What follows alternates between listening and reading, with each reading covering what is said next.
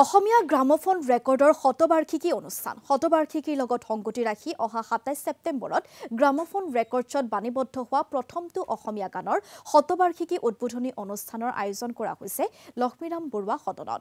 সন্ধিয়া ৫ বজাৰ পৰা আৰম্ভ হ'ব লগা এই অনুষ্ঠানৰ বন্তি প্ৰজ্বলনেৰে শুভাৰম্ভ কৰিব আউনিআটী সত্ৰৰ সত্ৰাধিকাৰ পীতাম্বৰ দেৱগোস্বামীয়ে। অনুষ্ঠানৰ লগত সংগতি ৰাখি আয়োজন কৰা হৈছে বক্তৃতা অনুষ্ঠান।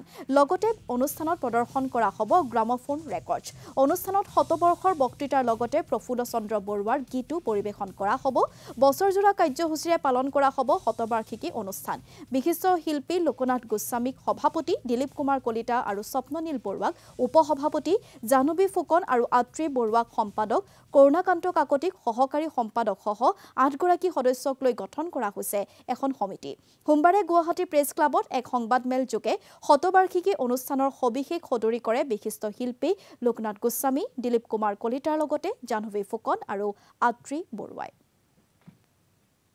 অসমীয়া আধুনিক সংগীতৰ প্ৰথম গ্ৰামোফোন ৰেকৰ্ড, সেই ৰেকৰ্ডখনে শতবৰ্ষ ভৰি দিছে। প্ৰথম ৰেকৰ্ডখন গ্ৰামোফোন ৰেকৰ্ড 1924 চনত প্ৰকাশ পাইছিলে ছেপ্টেম্বৰ মাহত, আৰু আজি 2024 ছেপ্টেম্বৰ মাহ। এই শতবৰ্ষ গৰকা সেই ৰেকৰ্ডখনক লৈ আমি গৌৰৱান্বিত, আনন্দিত। গতিকে আমি সেই ৰেকৰ্ডখনক লৈ এতিয়া শতবৰ্ষ উদযাপন কৰাৰ আয়োজন কৰিছোঁ অহা 27 তাৰিখে।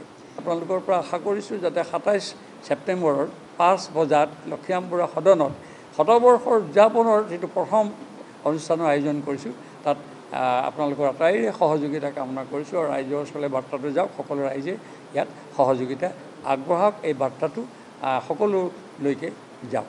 এই শতবৰ্ষ অনুষ্ঠানৰ উদ্বোধনী হ'ব 27 ছেপ্টেম্বৰত লক্ষ্মীৰাম বৰুৱা সদনত। সেইদিনাখন শতবৰ্ষ বক্তৃতা এটা প্ৰদান কৰা হ'ব, সেইটো প্ৰদান কৰিব লোকনাথ গোস্বামীয়ে। আৰু তাৰ লগতে আমাৰ প্ৰফুল্ল চন্দ্ৰ বৰুৱাৰ গীতৰ পৰিৱেশনৰ ব্যৱস্থা কৰা হ'ব। আৰু লগতে গ্ৰামোফোন ৰেকৰ্ডখন আৰু তেখেতৰ যিটো ৰেকৰ্ডাৰ আছিলে, ৰেকৰ্ড প্লেয়াৰ আছিলে, সেই ৰেকৰ্ড প্লেয়াৰৰো প্ৰদৰ্শনৰ ব্যৱস্থা কৰা হ'ব। আৰু গোটেই বছৰজোৰা কাৰ্যসূচী লোৱা হৈছে। এই অনুষ্ঠানটোৰ পিছতে উত্তৰ গুৱাহাটী আৰু তেজপুৰতো অনুৰূপ অনুষ্ঠান উদযাপিত হ'ব।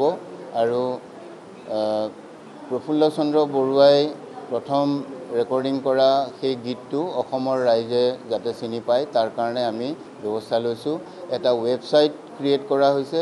সেই ৱেবছাইটত প্ৰফুল্ল চন্দ্ৰ বৰুৱাৰ বিষয়ে আৰু তেখেতৰ কৰ্মৰাজি আৰু সংগীতৰ বিষয়ে আমাৰ যৎপৰোনাস্তি চেষ্টা কৰা হৈছে সকলোখিনি সামৰিবৰ বাবে। আৰু সেই ৱেবছাইটৰ জৰিয়তেও সেই গীতসমূহ, সেই সময়ৰ গীতসমূহ যথেষ্ট জনপ্ৰিয় হ'ব বুলি আশা কৰা হৈছে।